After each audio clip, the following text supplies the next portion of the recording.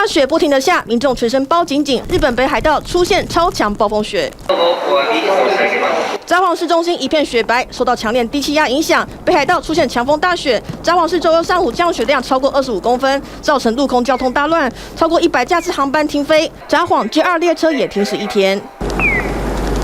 马路上大雪纷飞，能见度差，驾驶几乎看不到路。北海道函馆自动车道还发生巨撞车祸，造成1人死亡，后方还有超过100辆车子因此卡在公路上，动弹不得。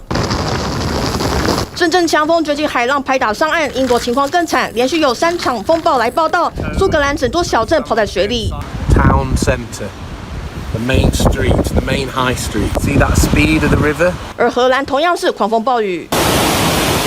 阿姆斯特丹路上的大树被吹得摇摇欲坠，墓园里的墓碑还被吹倒的树砸毁，还有多达100只乌鸦因为风暴死掉。 And some of these temperatures for the daytime along the U.S.-Canada border are going to remain below zero for several days. Wind chill factors minus 30 degrees. You can see that cold air goes all the way down towards Oklahoma. 美国也有新一波风暴来袭，美国气象局警告，冷空气由北极圈直冲而下，将扩散到东南部，多个城市将在48小时内急剧降温，呼吁民众做好御寒保暖准备。TVBS 新闻综合报道。